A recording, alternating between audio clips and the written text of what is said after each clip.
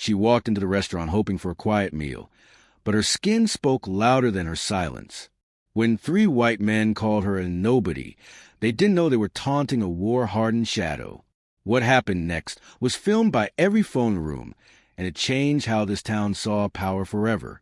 Rain tapped on the windows like soft fingers of warning, the kind that only black folks seem to hear. AT Booth 9 of Marlowe's Steak and Vine, a high-end southern restaurant near downtown Nashville. A woman sat alone. Her name was Amira Lawson, 38, dressed in deep navy silk that clung like a second skin. Her coiled braids were tied back tight, not just for style, but control. Her face was quiet, yet alert, and her back never left the wall. To the diners around her, she looked like a professor, maybe a doctor. They noticed the soft gold bracelet, the way she folded her napkin-like habit, not flair. But no one saw the scar above her eyebrow, the one that told stories of desert winds and hostile terrain. They didn't know she had just stepped off her final deployment as a Marine Force Recon officer, 14 years in, and not a single ceremony for her return. That night was supposed to be her goodbye. Goodbye to combat. Goodbye to violence. Goodbye to having to prove she belonged in rooms filled with men who hated the way she existed. But the world doesn't always say goodbye back. They entered just after 8:30, 3 men, white, loud, and soaked in bourbon breath. Their laughter carved through the quiet like a dirty blade. Chad Rollins led the pack. Tall, built, the kind of man who never needed to learn restraint because life never demanded it from him. His 2 friends, Mitch and Kyle, follow like stray dogs who bit what he kicked. Place looks too damn polished, Chad barked, nodding toward Amira's table. Bet that one's a waitress on break, he snorted. Or wait, a diversity hire, out to celebrate herself. Amira didn't look up. She didn't need to. Her gut already knew the kind of men they were, the kind who confused skin tone with permission. The hostess tried to guide them to the back, but Chad's eyes were locked. That one, he pointed, look at her sitting there like she owns a room. Kyle chuckled. Maybe she does. These days, it's all theirs, ain't it? Not tonight, Chad growled. Let's remind her what the pecking order used to be. Their boots stomped closer. The music kept playing. Forks kept clinking. But no one, not a single person, stepped in. Because in America, a black woman sitting alone still feels like a challenge to some men. And tonight, she was about to be tested again. Chad leaned over her table like a man who'd never been taught boundaries, or was never made to respect them. Well, now, he smirked, didn't expect a pretty little thing like you to sit in the good section. Mitch laughed behind him, nudging Kyle. Looks like someone's frontin'. Maybe she's one of them TikTok lawyers. Amira finally raised her eyes. Calm, cold, calculated. Evening, she said, voice smooth as oil on steel. This table's taken. Chad laughed again. No, it ain't. Not until we say it is. He slid into the booth across from her, without asking. Mitch and Kyle flanked the table like hyenas, one on each side. From a distance, it looked like friendly conversation. Up close, it reeked of danger. One server noticed, paused with a water pitcher in hand, but kept walking. Another guest looked away, shaking his head like he didn't want to get involved. Because when you're a black woman surrounded by white men in a white space, even your danger is invisible. Chad leaned closer, eyes dropping to her dress. What's a girl like you doing in a place like this, huh? You here on one of them DI dinners? Diversity, equity, all that.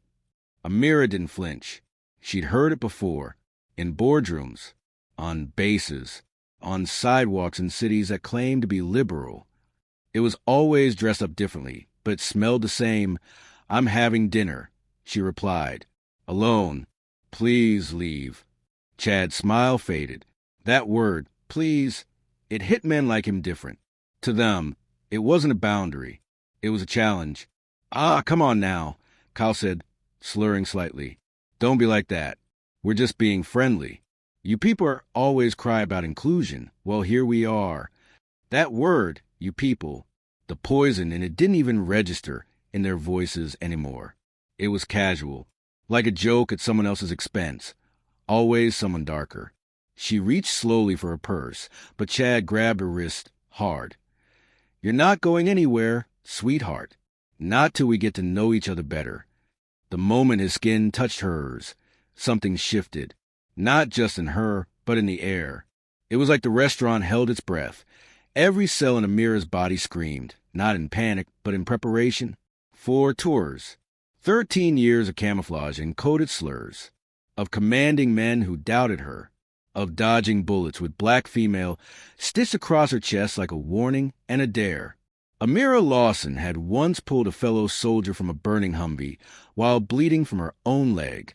She watched friends die not from enemy fire, but from orders given too late because a black woman's voice wasn't urgent enough for the brass. And now, here she was again, surrounded, dismissed, cornered in a place that claimed to serve everyone. "Sir," she said quietly, "this is your last warning. Let go." But he didn't. Because men like Chad don't believe black women can mean what they say. Not without someone else saying it for them. He tightened his grip. That's when the training took over. Amira's free hand slid across the table. Fingers splayed, not in defense, but in readiness. She scanned. Exits, obstacles, angles. Mitch had a watch on his right hand. Good for trapping. Kyle's legs weren't steady. His balance would betray him. And Chad still thought he had control. Fools always think so, until first crack of truth hits their skull. "You got no backup here," Chad whispered. "Ain't nobody coming to help you, girl." And he was right. No one moved. No one stood. They just watched, phones out, mouths shut, just as outsourced to views and viral clips, not action. But Amira never needed backup. She was a storm. Amira's voice dropped lower than a whisper, but every syllable struck like thunder. "I warned you." Her hand moved. Not wild, not panicked, but surgical. She struck upward with the heel of her palm. Chad's nose collapsed like wet paper. His head snapped back, blood bursting like a firework. Splattering across the white linen, like a war stain, he fell back with a grunt, clutching his face. The grip on her wrist vanished. Mitch panicked. What the? But Amira was already up, sliding from the booth with the grace of a panther mid-hunt. Kyle lunged. Clumsy. Drunk. She sidestepped like wind dodging a rock and drove her elbow straight into his gut. Precise, center mass, dropping him gasping to floor, retching. Mitch hesitated. Too slow. He tried to grab her arm, but she caught his wrist midair, flipped it, torqued the elbow, he screamed.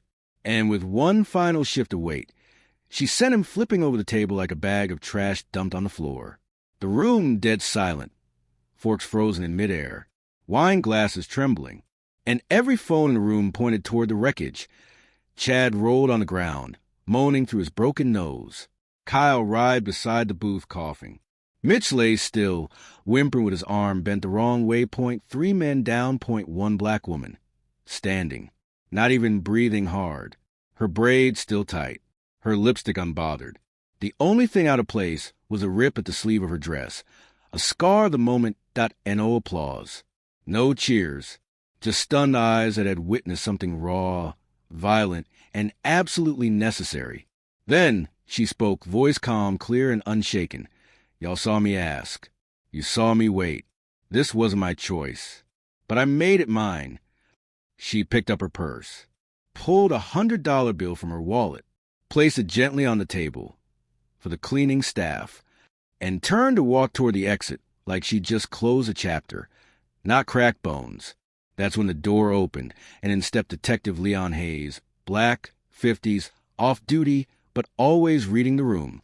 He stopped cold when he saw 3 white men on the floor, and every phone in the room aimed at one black woman standing alone. His instinct screamed, protect her, believe her, but he kept it calm. He approached with his badge open, nodding respectfully. "Ma'am," he said, "I'm Detective Hayes. Can you tell me what happened here?" Amira didn't blink. She handed him her ID. Without a word, he glanced. Froze. Looked again. Wait, you're Amira Lawson?" She nodded once. "The same Lawson from Kabul?" "Recon Alpha 3. His jaw tightened with quiet recognition. "My nephew was in your unit. Said you pulled him out of an ambush 3 years ago." She gave a half-smile. "He's still limping?" "Only when it gets cold." They stood in silence a beat longer. Not as strangers, but as soldiers who both carried the weight of being black in uniforms that promised equality, but rarely delivered it. Hayes turned to crowd. Anyone here not filming? Anyone actually gonna speak? A woman at a back table raised her hand, shaky. She told them to leave her alone. More than once. Another voice, older man in a tan jacket. She didn't start it. They grabbed her. We all saw it. Murmurs followed. Nervous, guilty, late, but true. Hayes nodded. Ma'am, you're free to go. You're not in trouble here. Amira gave him a respectful nod, whispered, Thank you, sir, and walked out into the night.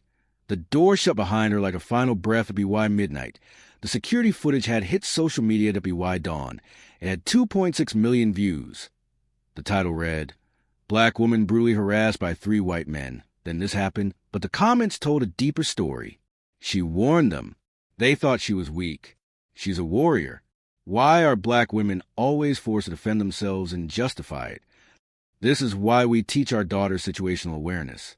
But damn, she moved like thunder. In one clip, you could hear Mitch slurring you people just before Amira's chair slid back. That frame became a meme, a split second before justice caught up the privilege. Major outlets picked it up within hours. Some tried to soften the angle. Former Marine defends herself in restaurant altercation. Others lean in harder. Black female vet drops 3 white men in 15 seconds. Here's why America should listen. The right-wing echo chambers cried foul. Too much force. Why didn't she wait for security? Reverse racism. If this was a white man, he'd be in jail. But the footage didn't lie. It showed restraint, warning, and proportion. Every lawyer who watched the clip called it a model case of self-defense. Every cop who analyzed the strikes called them clean, non-lethal, professional. And every black woman who watched, she saw herself, alone, surrounded, not just by bodies, but disbelief, fighting not just for safety, but the right to exist in peace. Amira Lawson's name became a symbol, not of violence, but of refusal to shrink, refusal to explain herself for sitting in a nice booth wearing silk, drinking wine, and being unapologetically present in a space that didn't want to see her, until it couldn't look away at a week later. The restaurant framed the torn sleeve of her dress, hung it in the foyer. Below it, a plaque read, Table 9, reserved for resilience. Detective Hayes gave an interview once. Just once. She didn't want fame. She didn't want followers. She just wanted dinner. He paused before adding, But in this country, sometimes just wanting dinner while being black is an act of resistance. A month later, Amira resurfaced, not in interviews, but in service. She launched a nonprofit named Threshold. Its mission, self-defense, tactical awareness, confidence building for young black girls and women across underserved communities. Classes filled within hours. No frills. No slogans, just mats, mirrors, and a black woman with scars who taught others how to fight back, not just with fists, but with clarity, with dignity, with permission to not apologize for surviving. One girl, just 14, asked her once, Miss Lawson, when do you know you've won? Amira didn't blink. When the room stops asking why you fought, she said, and starts asking why they thought they could touch you in the first place. 3 weeks after the video exploded, a panel of commentators sat under bright studio lights, all debating the same question. Was Amira Lawson too aggressive? Not, why did 3 drunk white men corner a woman who said no? Not, why did anyone step in? Not, why does a black woman always have to save herself? No, the question was about her tone, her reaction, her force. Across screens, suited anchors used words like excessive and concerning.